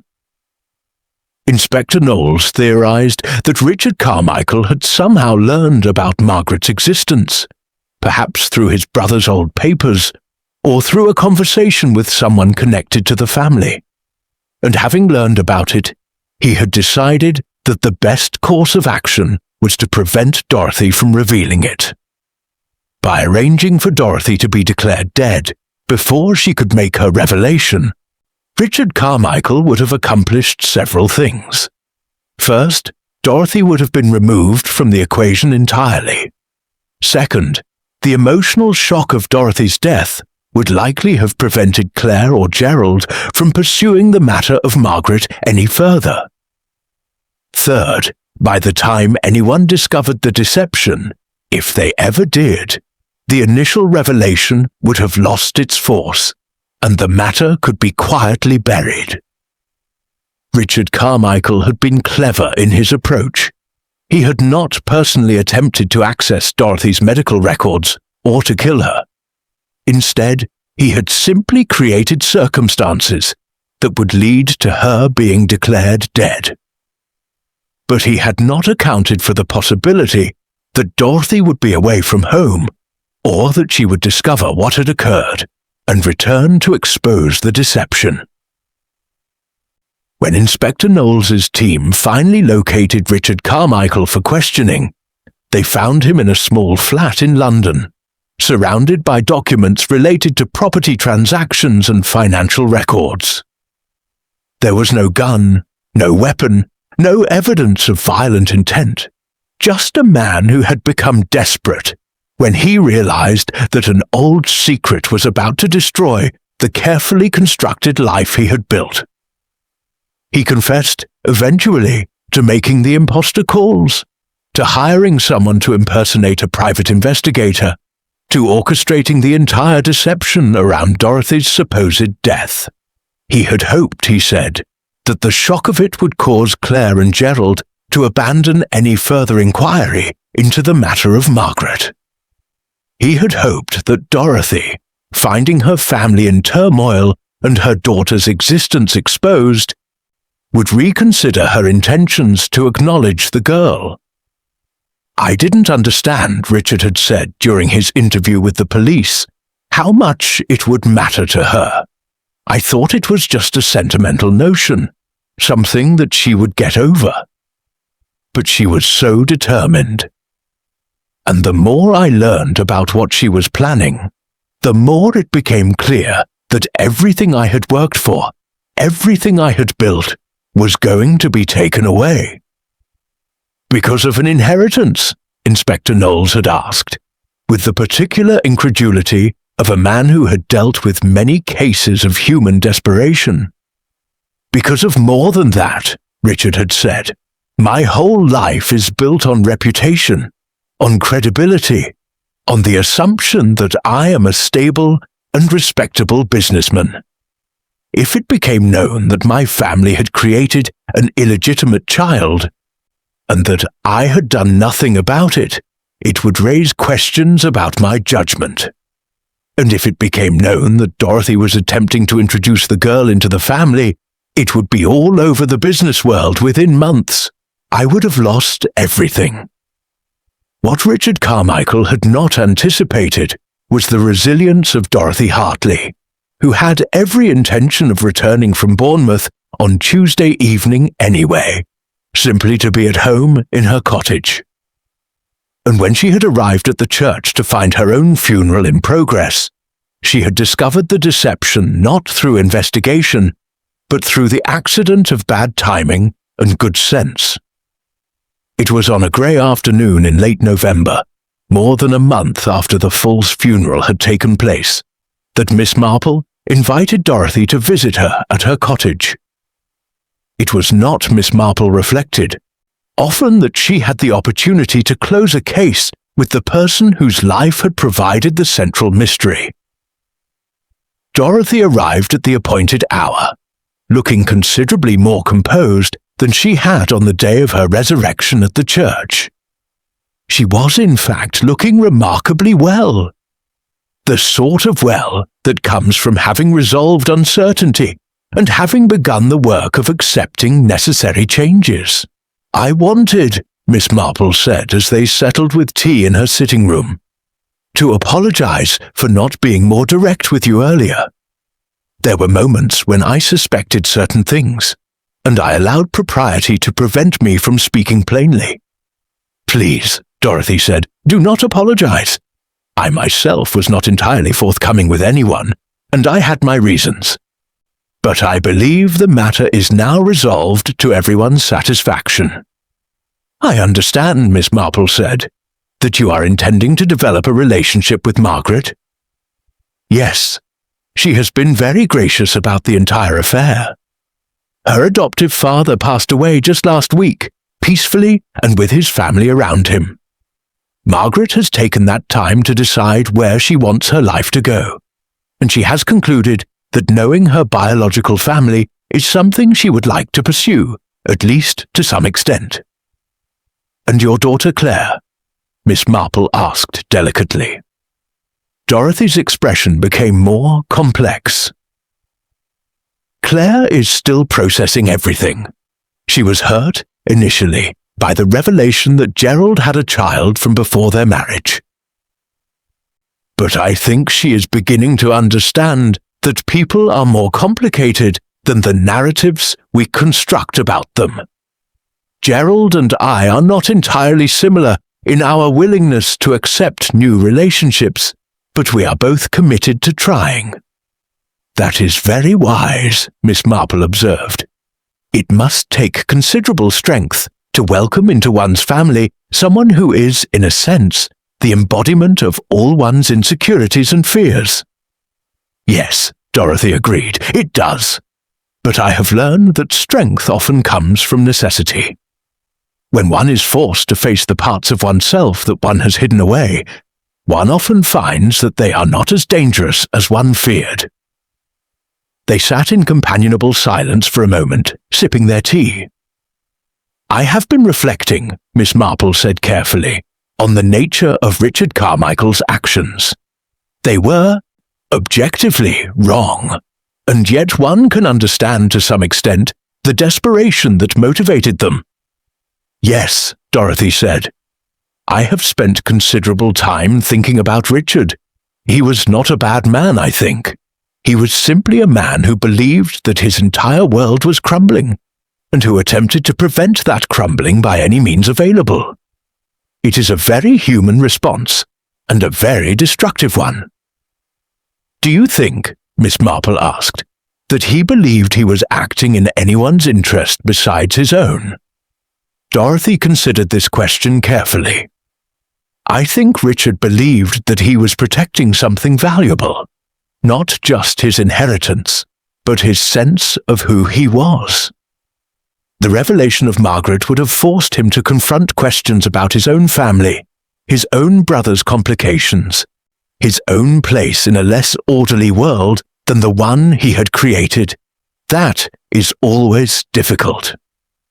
"And yet," Miss Marple said, "he created for everyone far more disruption than simply allowing the truth to emerge would have created." "Yes," Dorothy agreed, "that is the tragedy of it. By attempting to hide the truth, he caused far more pain than the truth itself would have caused. Margaret might have eventually emerged anyway, as she did. The family might have adjusted, as it is now adjusting. But instead, Richard created this complicated deception that disrupted everyone's lives and ultimately led to his own arrest and conviction. One of the more interesting aspects of human nature, Miss Marple reflected, is the way that our attempts to prevent pain often create far more of it. We tell a lie to protect someone's feelings, and the discovery of the lie causes far more injury than the truth would have done. We conceal something we think is shameful, and the concealment becomes more shameful than the thing itself. Yes, Dorothy said, I have been thinking quite a lot about shame, actually. I spent 24 years being ashamed of my daughter's existence. I was ashamed of how she came to be, of my own actions, of the fact that I had given her up. And that shame prevented me from acknowledging her, from knowing her, from being her mother in any meaningful sense. She paused, looking down at her hands. But when Richard attempted to take her away from me, before I had even properly met her, I realized that shame was a luxury I could not afford.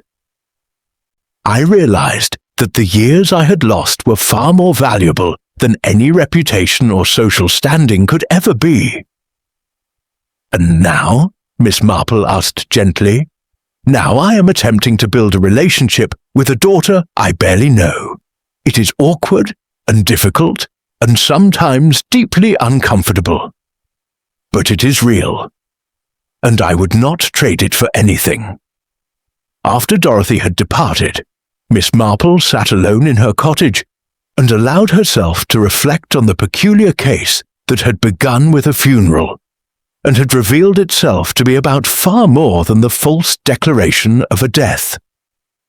It had been, at its heart, a case about family secrets, about the ways that concealment breeds desperation, and about the terrible cost of attempting to maintain lies when the truth is determined to emerge. Richard Carmichael had learned, too late, that the truth is remarkably resilient.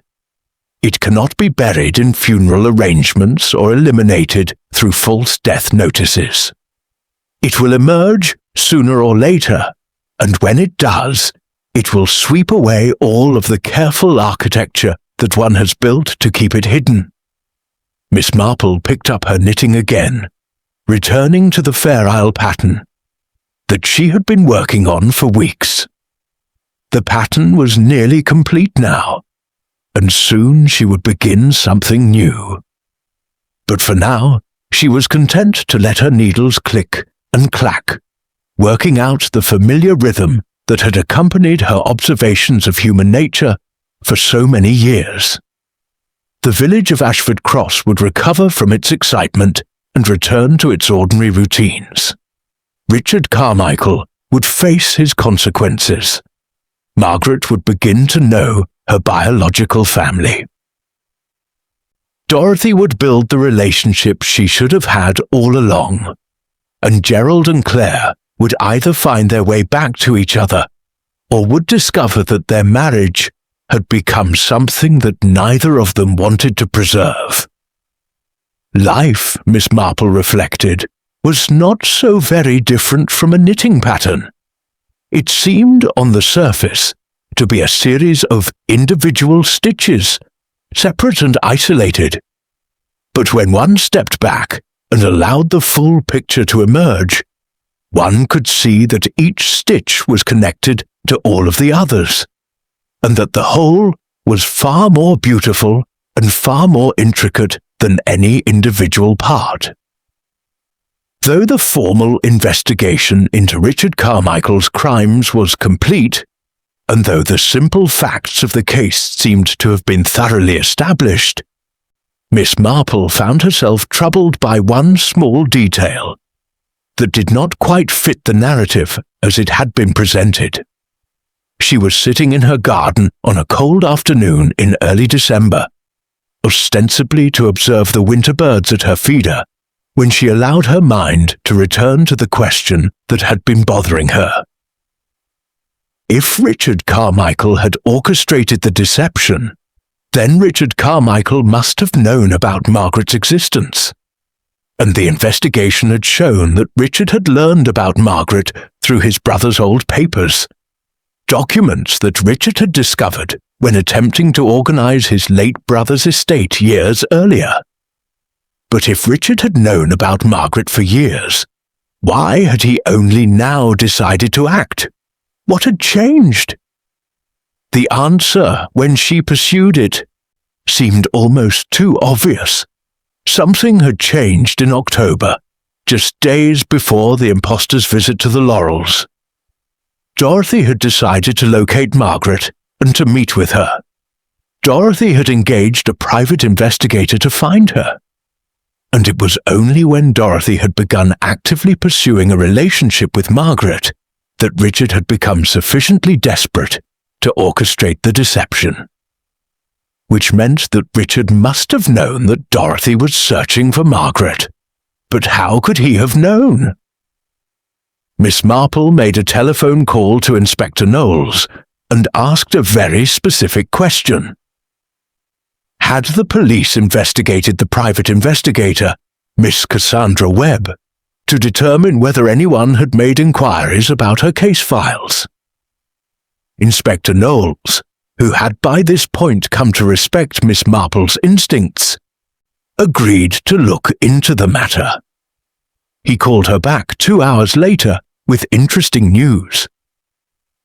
Cassandra Webb had indeed received a telephone call in early October from someone claiming to work for an insurance company, asking whether she had been hired to locate any missing persons in the Ashford Cross area.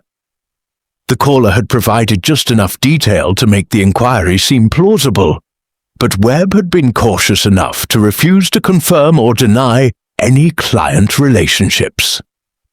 However, the caller had not given up. A second call had come from someone else, again inquiring about Webb's current cases. And Webb, growing concerned about the intrusions on her client confidentiality, had been trying to trace the calls when the police investigation had begun. So Richard Carmichael, Miss Marple said slowly, must have had someone monitoring the private investigator's office, someone who could observe comings and goings, and who could note when Dorothy was consulting with them. It seems, Inspector Knowles admitted, that we may not have uncovered the full scope of Carmichael's activities. He appears to have had help. This was the revelation that Miss Marple had begun to suspect. Richard Carmichael had not acted alone. He had had an accomplice, someone who knew Ashford Cross, someone who had the access to monitor the private investigator's office, someone who had the ability to impersonate both a doctor and a private investigator convincingly. But the investigation had seemingly concluded. Richard Carmichael had confessed. The case had been closed. Who would have the motivation to press further? Miss Marple decided to press further. She began, as she often did, with seemingly innocent social observations. She noted that certain people had been away from the village at specific times, she observed, who had access to specific information. She paid attention to small details, a telephone number, an address, a casual remark about a visit to London. And slowly, a picture began to emerge. It was on a cold December afternoon that Miss Marple made an appointment to see Claire Ashford. She claimed when she telephoned that she wanted to discuss the Christmas fundraiser for the church. It was not an unusual request, and Claire, who had been attempting to return to normal village life, accepted the invitation graciously.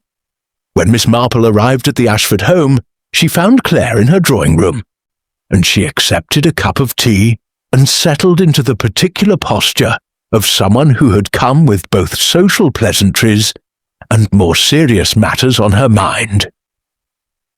"I have been reflecting," Miss Marple said carefully, after some discussion of Christmas decorations and charitable activities, "on the events of the past weeks.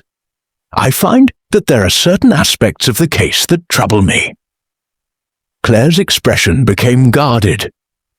"I am relieved that the matter has been resolved," she said, "though of course it has been very distressing for the entire family." "Yes," Miss Marple agreed, "and yet I wonder whether Richard Carmichael could have orchestrated the deception entirely without help. Someone would have needed to impersonate a doctor at the medical office. Someone would have needed to impersonate a private investigator when visiting this house. These are not simple deceptions to maintain. Claire set down her teacup with a small clink. "I'm sure the police must have investigated thoroughly." "I'm sure they did," Miss Marple agreed. "And yet I find myself wondering about one small thing. You received a telephone call from someone purporting to be Dr. Hartwell, informing you that your mother was dying. Did you not think it odd that Dr. Hartwell was so eager to provide you with information about your mother's medical condition? Doctors are typically quite cautious about such matters." "I was distressed," Claire said quietly. "I was not thinking as clearly as I might have." "No," Miss Marple said, "of course not. But I wonder whether that telephone call might have come from someone you trusted. Someone whose voice you might not have questioned so carefully because you had no reason to. Someone who could have spoken with the confidence of someone who had access to medical information." Claire was very still. Her hand trembled slightly as she reached for her teacup. "What are you suggesting, Miss Marple?" she asked, her voice carefully controlled. "I am suggesting," Miss Marple said gently, "that you already knew about Margaret. I am suggesting that someone told you about her, and that you became convinced that your marriage was in danger, and that you became desperate to prevent your mother from revealing her existence. And I am suggesting that Richard Carmichael exploited that desperation." "That's not true," Claire said, but her voice was not entirely steady. "I think it may be," Miss Marple said. "I think that Richard Carmichael may have approached you with his plan, knowing that you were already distressed about Margaret's existence. I think he may have convinced you that if your mother were to disappear, or at least be presumed dead, the matter would be resolved, that the scandal would be averted, that your marriage would be preserved." Claire stood up abruptly. "I think you should leave, Miss Marple." "I believe you were the one who impersonated Dr. Hartwell," Miss Marple continued, with the relentlessness of someone pursuing a truth that she felt must be spoken. "You knew enough about your mother's medical history to make the conversation plausible. You knew your mother's current address in Bournemouth, or at least you knew she was away. And you had the emotional motivation that Richard Carmichael lacked." "Stop," Claire said. Her face had gone quite pale.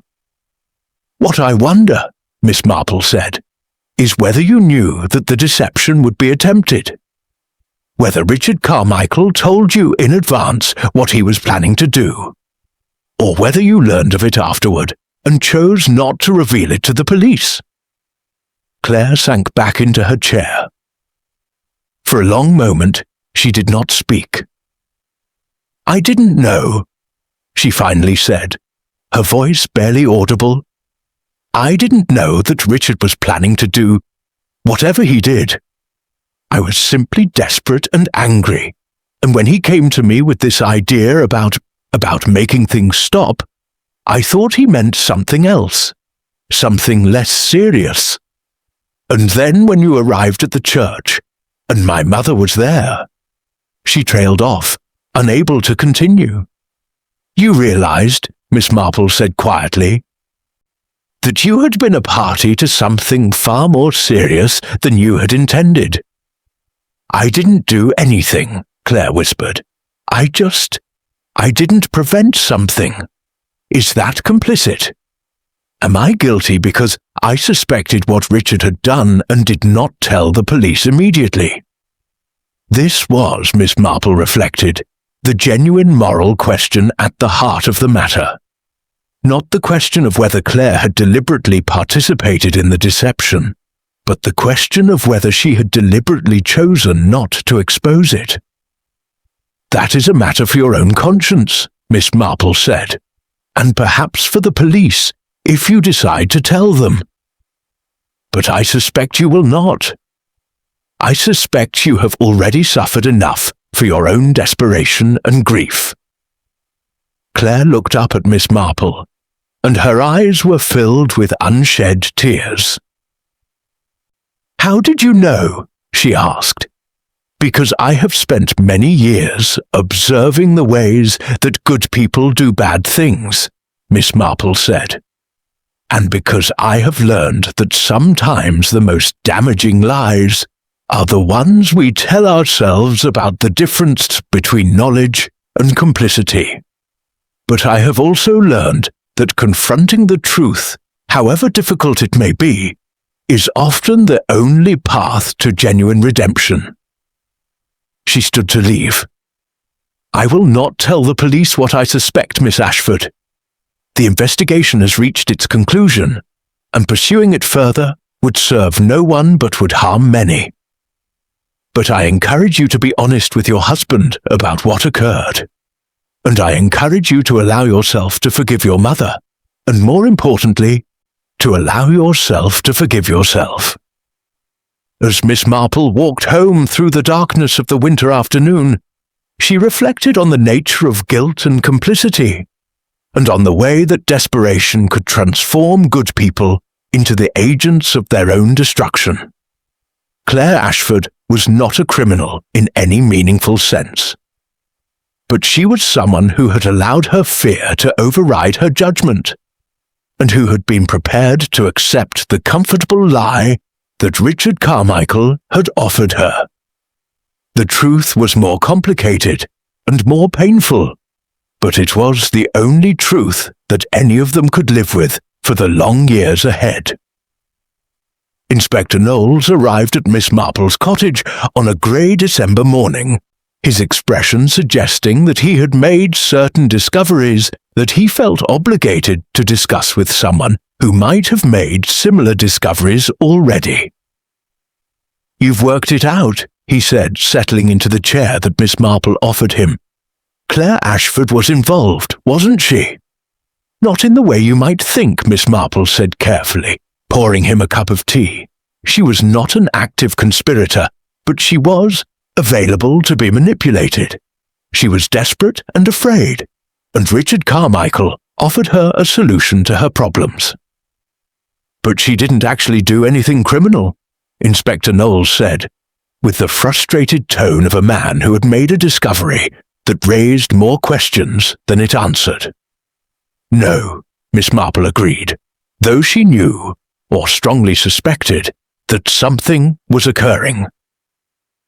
And she chose not to reveal that knowledge.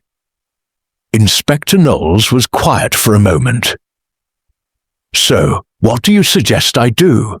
I can't charge her with conspiracy, because there's no evidence that she was part of the actual conspiracy.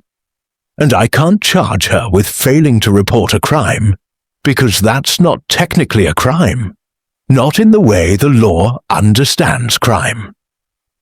I would suggest," Miss Marple said, "that you speak with her, and that you offer her the opportunity to do the right thing.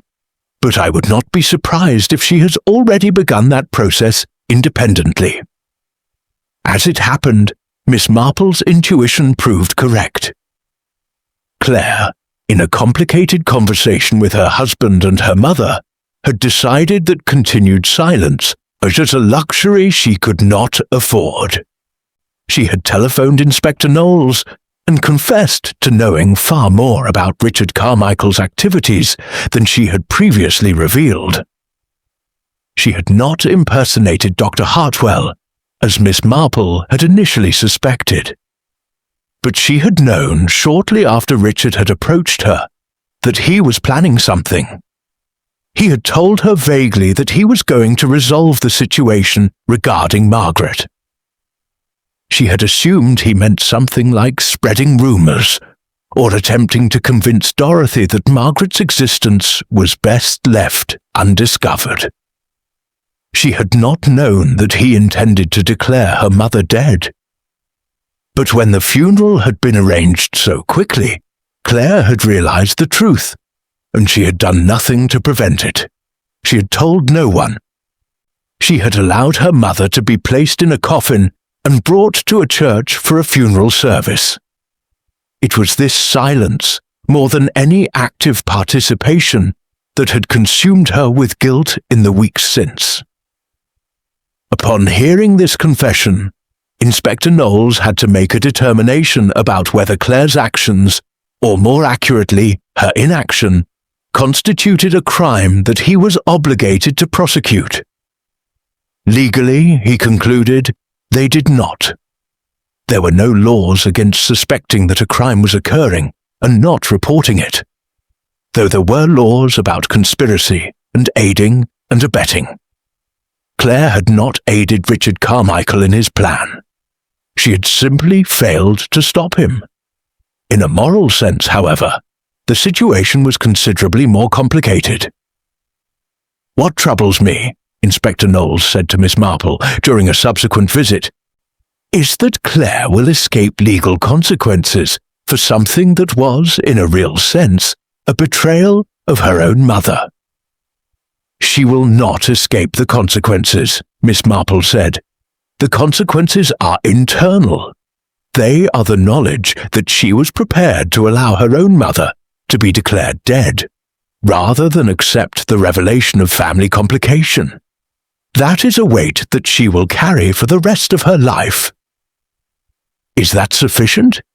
Inspector Knowles asked. "It is," Miss Marple said, "if she allows it to be. If she uses her guilt as a motivation for becoming a better person, a person who is willing to face difficult truths rather than hide from them. If she does not use her guilt as an excuse for self-pity or for further denial." In the end, Richard Carmichael received a conviction for fraud, impersonation, and criminal deception. He was sentenced to 3 years in prison, a sentence that would have been harsher had he not cooperated with the investigation and agreed to reveal the full extent of his activities. Claire was not charged with any crime, though the knowledge of her complicity, her willingness to stand by and allow the deception to proceed, followed her through the village like a shadow. Her marriage to Gerald survived, though it was transformed into something different from what it had been. Both of them had been forced to confront aspects of themselves and of each other that they would have preferred to leave hidden. And while they did not separate, neither did they return to the comfortable certainties that had characterized their earlier years together. Dorothy, meanwhile, began the work of building a relationship with Margaret that was tentative but genuine. Margaret came to visit Ashford Cross on holidays, stayed in the Laurels, and was gradually introduced to the village that was her biological mother's home. Not everyone in the village welcomed her with enthusiasm. There were those who continued to see her existence as a scandal, a mark against Dorothy's character and a blemish on the family's reputation. But there were others, Miss Marple among them, who saw in Margaret's presence something far more valuable. Evidence that love could bridge time and circumstance, that family could be chosen as well as inherited, and that the truth, however difficult it might be, was always preferable to the lies we constructed to hide from it. The village of Ashford Cross returned to something approximating its normal state as the new year began, though there was an uneasiness that had not existed before. The comfortable certainties that small communities relied upon, the assumption that one knew one's neighbors, that appearances reflected reality, that secrets were safely buried, had been disrupted. People began to look at each other with a new wariness. If Richard Carmichael could perpetrate such an elaborate deception, if Claire Ashford could be so desperate as to allow her own mother to be placed in a coffin, then what other secrets might be hiding beneath the surface of respectability? Mrs. Patterson's post office saw a decline in purely social gossip and an increase in more serious conversation about human nature and the fragility of the social contract. Reverend Blackwood attempted to turn the entire affair into a sermon about truth and forgiveness, which was well-intentioned, but which made everyone in the church extremely uncomfortable. Dorothy Hartley, the central figure in the whole affair, continued with her quiet life, though it was no longer quiet in the way that it had been. She now had a daughter to know, and a stepdaughter to rebuild a relationship with, and a complicated legacy to navigate. She did not speak much about the affair with any of the villagers, though she did accept Miss Marple's regular invitations to tea, and the two women developed a friendship that was based on a mutual understanding of human complexity, and a shared appreciation for the necessity of honesty, however difficult it might be. It was during one of these tea visits in January that Dorothy said something that particularly struck Miss Marple. "I have been thinking," Dorothy said, "about what would have happened if my train had been late. If I had returned a day later. If I had not attended my own funeral." "Yes," Miss Marple prompted. "I would have been declared dead," Dorothy continued. "My will would have been probated. My estate would have passed to Claire. And everyone would have believed that Richard Carmichael had successfully orchestrated my death. He would have faced consequences, yes, but the lie would have stood. The truth would have been buried." "But the truth did not stay buried?" Miss Marple observed. "No," Dorothy said, "it did not. And I have realized something from that. The truth cannot be held under water forever. It has a way of floating to the surface, and the longer you try to hold it down, the more violently it emerges when it finally breaks free." Miss Marple set down her teacup and looked at Dorothy with the particular kind of affection that comes from recognizing someone who has genuinely learned from difficult experience. "You are, I think, a woman of genuine wisdom," Miss Marple said. "Most people face the disruption you have faced and become bitter or defensive. You have instead become clearer, as if the false death and resurrection has somehow clarified what truly matters." "Perhaps," Dorothy said, "or perhaps I have simply been given a gift that most people do not receive. The opportunity to see my life as if from the outside. To observe what would happen if I were gone. And I have concluded that what would remain is not my reputation or my respectability, but the relationships I have built and maintained. Margaret, Gerald, Claire, even you, these are the things that matter. Everything else is secondary." After Dorothy had departed, Miss Marple sat alone in her cottage and reflected on how the events of the past months had served to clarify the patterns of human motivation that she had spent her life observing. Richard Carmichael had acted out of fear, the fear that his carefully constructed life would crumble. Claire had acted out of desperation, the desperation of someone who felt that her world was coming apart. And Dorothy had been tested and had emerged with a clearer understanding of what truly mattered. In a sense, Miss Marple reflected, false death had been the only way that Dorothy could have arrived at genuine life.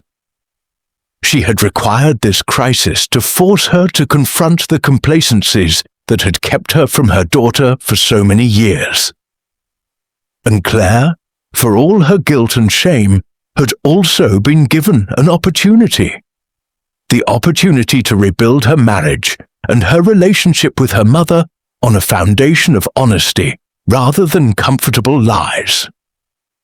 The village itself had been shaken out of its comfortable assumptions and forced to confront the reality that nice people could do terrible things, and that the most dangerous lies were the ones we told ourselves about who we really were.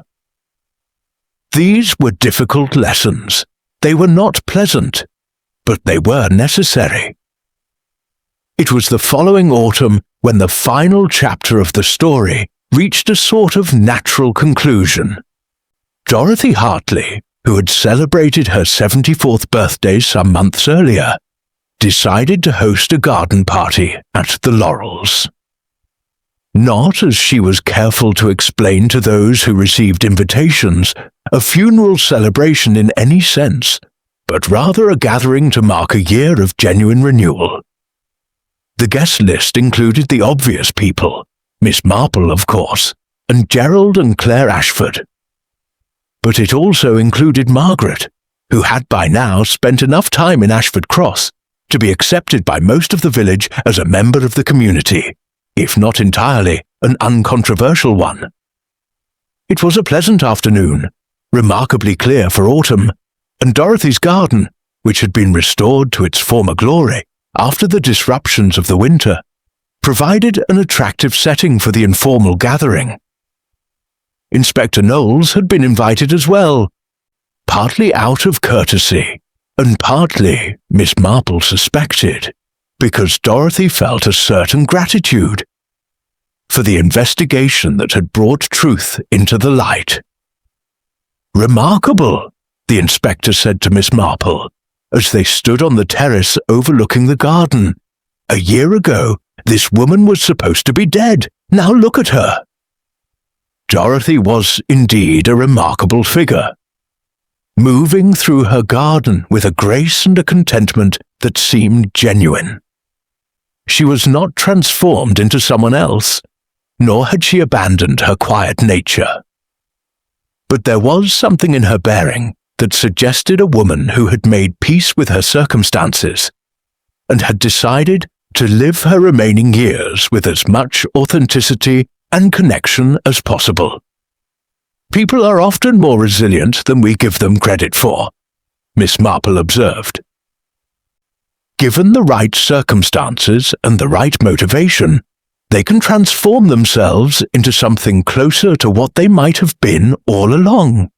As the afternoon wore on, Margaret approached Miss Marple and asked if she would like to sit in a quiet corner of the garden, away from the general activities. "I wanted to thank you," Margaret said. "My mother told me that you had worked out much of what had occurred, and that you had approached my mother about it gently rather than in some more demanding way." "I would have done the same for anyone," Miss Marple said. "But I confess I was particularly motivated by my sympathy for your mother's situation. She had spent so many years hiding from her own life. I did not wish to compound that by forcing truths upon her in a manner that might have driven her further into concealment." "She told me," Margaret said, "that you once said something about how the obvious explanations are often the ones that people want you to believe, and that the real truth is usually more complicated and more human than the simple narratives we construct." Miss Marple smiled. "Did I say that? I suppose I must have. It is, after all, something I have come to believe after many years of observation. People are rarely as simple as they appear, and the motivations behind their actions are rarely as straightforward as they first seem." "I think that is an important lesson," Margaret said, "because I came into this situation, this family situation, with a lot of expectations about who should be grateful and who should be guilty. I expected my biological father to welcome me with open arms. I expected my biological mother to be overjoyed. Instead, I found people who were confused and afraid and making mistakes, people who were human." "Yes," Miss Marple agreed. "That is what we most often find when we look beneath the surface." As the afternoon drew to a close and the guests began to depart, Miss Marple allowed herself to reflect on the peculiar journey that the village had undertaken over the past year. It had begun with a funeral, or rather, with the catastrophic failure of a funeral to accomplish what was intended. A woman, declared dead, had arrived at her own funeral to deny the declaration. This had seemed, at first, to be a mere administrative confusion, but it had proven to be far more significant. A revelation that laid bare the complexity of human motivation, the desperation that good people could feel, and the way that truth, however difficult it might be, was always better than the lies we constructed to hide from it. The village had been forced to confront the reality that it was not as simple or as understood as it had believed itself to be. And while this knowledge had brought discomfort, it had also brought a certain maturity, a recognition that human beings were complex creatures deserving of compassion even when they made mistakes. As Miss Marple walked home through the twilight, her knitting bag over her arm, she found herself thinking about the title that the village had jokingly given to the affair, The Case of the Mourner Who Attended Her Own Funeral. It was, she reflected, a title that captured the paradox of the situation perfectly. Dorothy Hartley had been the mourner who attended her own funeral, not because she had died and been resurrected, but because she had been forced to confront the death of the life she had been living. The quiet existence she had maintained, the secrets she had kept, the relationships she had failed to pursue, all of these had come to an end in the moment when she had arrived at the church and discovered that someone had attempted to remove her from the world. In a sense, then, she had indeed attended her own funeral. The woman who had lived in quiet hiding, ashamed of her past and afraid to confront the future, had been buried on that day. And what had emerged from that burial was someone more genuine, more connected, and more fully alive. It was, Miss Marple thought as she reached her own cottage and settled into her favourite chair with her knitting, a happy ending of sorts. Not the sort that resolved all complications or erased all pain, but the sort that came from facing truth and choosing to build something genuine on the foundation of that truth. She picked up her knitting needles and resumed her work, the same Fair Isle pattern that she had been working on for months now. The pattern was nearly complete, and soon she would begin something new. But for now, she was content to sit in the gathering darkness, her needles clicking with rhythmic precision, her mind occupied with the patterns of human behavior that never ceased to fascinate her, no matter how many years she observed them. Outside, the autumn wind moved through the village of Ashford Cross, carrying with it the faint scent of earth and changing seasons.